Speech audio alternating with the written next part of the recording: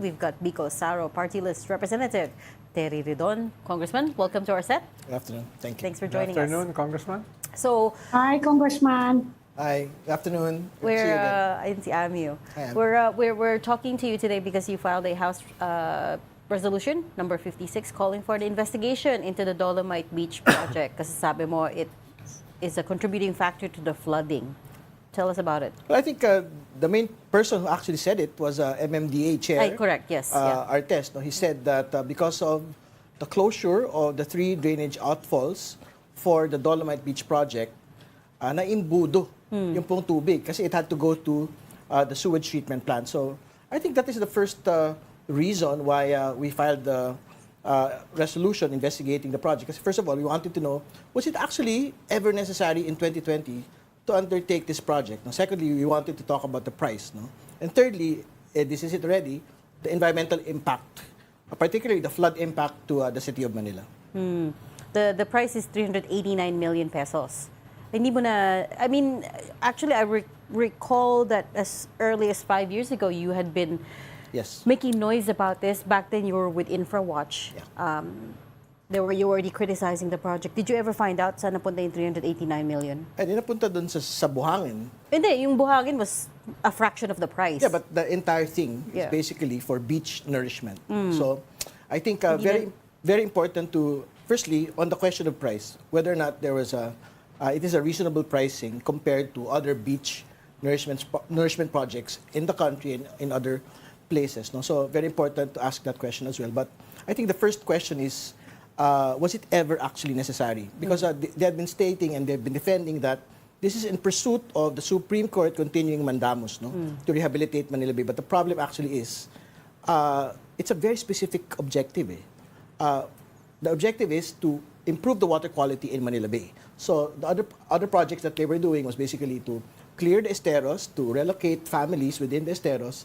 Third would be to put up more sewage treatment plants. Basically, very clear, improving the water quality of Manila Bay. So the question to them then and the question to them today is, did the Dolomite Beach project actually clean up the water of Manila Bay? And I'm quite certain the answer to that is no. Or even... Kung sakasakali nga na yun ang lumabas sa investigation nyo, and you find something anomalous about the project sa funding or sa implementation, ano yung magiging recommendation kaya kung sakasakali? Pagigiba nyo ba yung beach? Hindi naman ho. I think andyan na ho yun. No? So may commitment naman po yung DNR na sa totoo lang, wala na ho silang refill na gagawin. I think as early as 2021, 2022, commitment na po ng DNR po ito.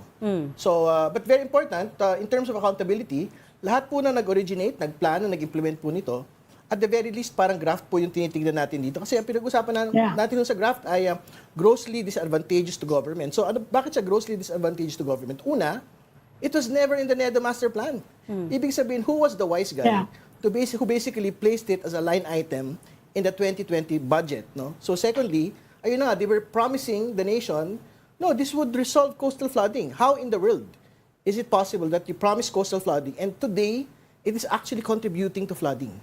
Diba? Because of the habagat and all of the deluge of water going into Manila Bay. So I think on those 2 questions pa lang ho, parang it is clear that the contract is disadvantageous to It's government. not part of the NEDA master plan, yes, but apparently they got special provision and they didn't need an ECC, an environmental compliance certificate, to construct it.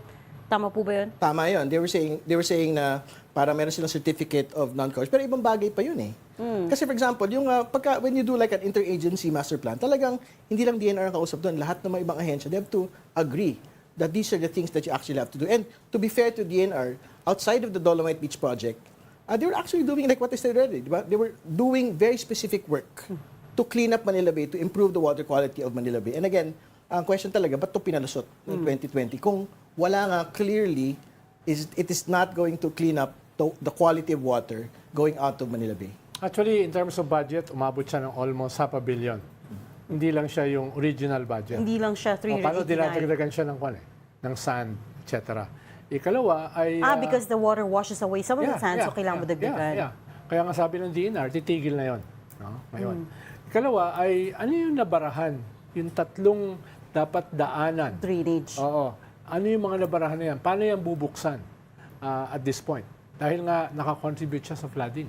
Hindi, binubuksan nga nila yon at this point. No? Pero, again, the question really is, yung 389 million, pwede sana natin ginamit yun sa ibang bagay to actually, for programs, activities, projects, na talaga lilinisin ho yung tubig. Hindi ba yan sana nagamit sa dagdag na sewage treatment plants kung kalidad ng tubig yung pinag-uusapan po natin dito? And actually, these were the COVID years when it was constructed. Well, to be fair, When we were desperately looking for money, right? Yeah, but to be fair, nung po nga naipasok yan sa line item, hindi pa naman natin alam na may COVID noon. But again, the question is really, even without COVID, ang pinag-usapan natin dito, was it really necessary? Kung hindi naman talaga niya malilinis po yung tubig ng Manila Bay. Yung possibility ng Congressman, you're graft saying charges. pinabubuksan niya na yung culvert. Yung graft Pinabubuksan charges. niya na yung culvert kasi meron namang intervention dyan, di ba?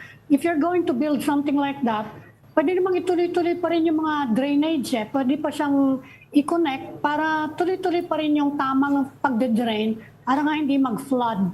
So ginagawa ba yan ngayon? You were saying binubuksan nila yan ngayon? Hindi, ngayon po, syempre, Yung nabarahan? supposedly, nag-imbudo ho to a sewage treatment plant para nga ho, malinis yung Yeah. tubig going out to Manila Bay. So, eto nga, I think what the City of Manila and MMDA is doing now is bubuksan na lang ho itong mga saradong mga labasan para hindi ho ma-overwhelm yung sistema.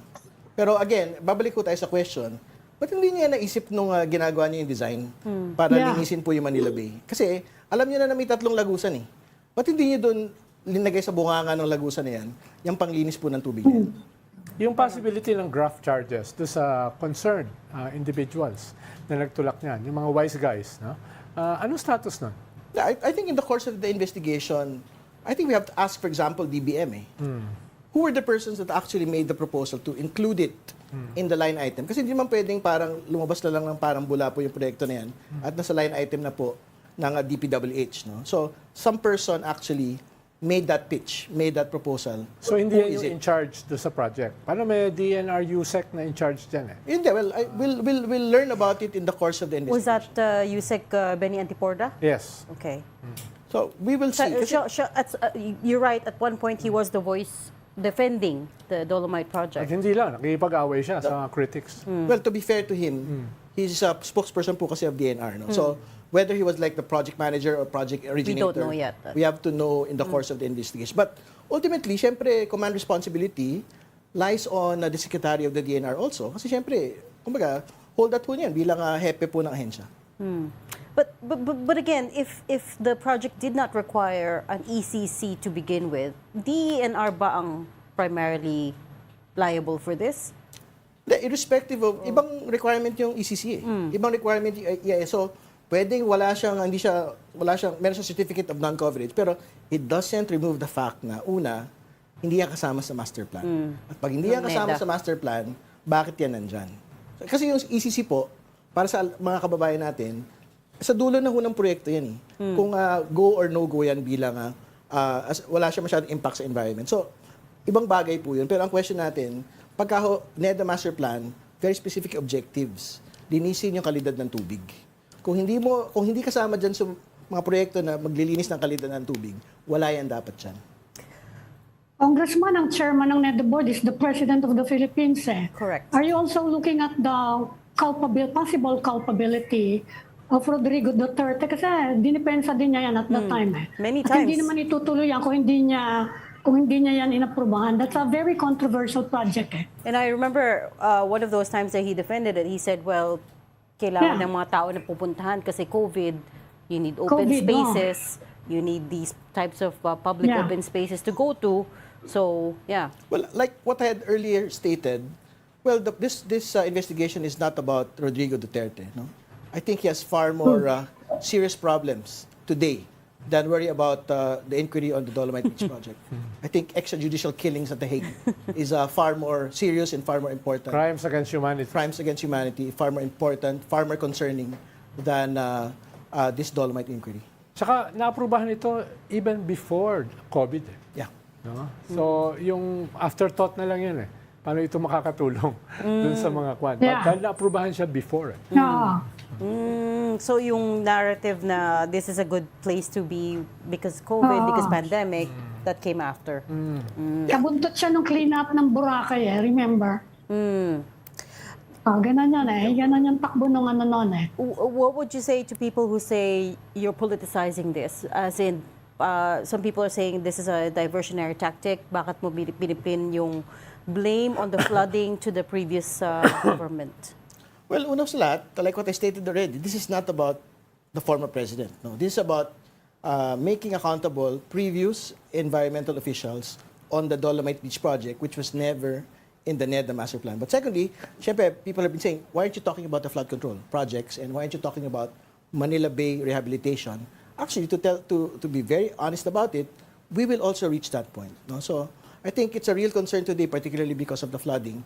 And more importantly, because of, I guess, the good example of Marikina. Kasi in Marikina, wala ho masyadong, merong mga na-evacuate, pero compared There was a to massive flooding the like previous situation, parang hindi ho ganun katindi, mabilis ho yung paglabas ng tubig. So, I think it's a concern not just in Metro Manila, but in various parts of Luzon at the moment, kasi dito po yung matitindi po talaga yung tinatamaan ng bagyo.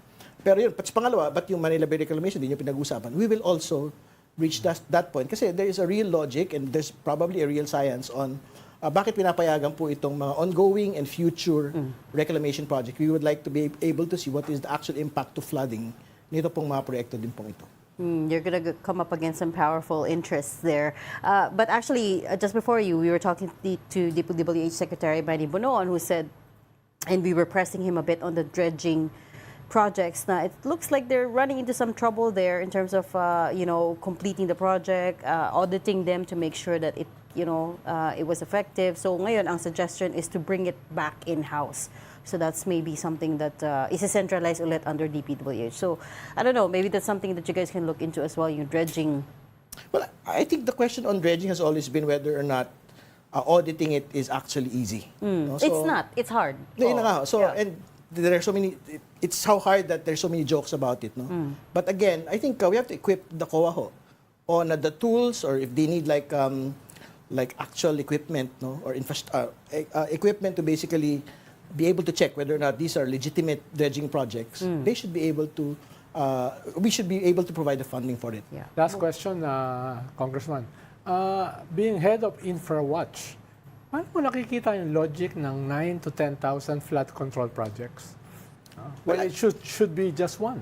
Nasa 9 to 10,000 na ba? Last year was Last year. 5,500. Yung ginawa. Pero yung before that, 9,000 siya. Well, again, kailangan natin maglinaw po na una sa lahat, yung po malalaking mga ilog, meron yan sarili-sarili pong mga master plan. So yung Metro Manila, Marikina, Pasig area, meron yan. Yung Cagayan Valley, meron yan. So within different regions, gumagawa po yung DPWH together with foreign partners nung pong master plan. No? Wala tayong debate na importante ho yung flood control. Pero very important din ho, bago umabot sa flood, yung pong ibang aspects, so deforestation, pagmimina, yan ho yung mga ibang aspeto ho ng pagbabaha ho natin na kailangan din ho natin tutukan. Kasi nga kung wala ng puno talaga mabilis ho yung pagbagsak po ng tubig. No? So I think dapat tutukan din po natin yun. That's why it has to be holistic and integrated. Wala pa akong nakikitang gano'n na plano. Wala naman talaga for Metro Manila. Even Yan Sec nangyayari, even Sec Bonoan admitted it. Hindi, just to be very clear, no? Yung mga flood control proposals at various kasi iba-iba naman po yung depende ho sa laki ng flood control project. It should always be within the actual master plan that was for the particular region, for the particular area. Hindi pwedeng parang lumalabas ho tayo. No? Okay, we're gonna have to leave that there. I'm so sorry we've run out of time. Thank you so much for joining us, Bicol Saro Party-list Congressman Terry Ridon, and still with InfraWatch, right? Paano na palabas na yan? Palabas na, but formerly convener of InfraWatch. And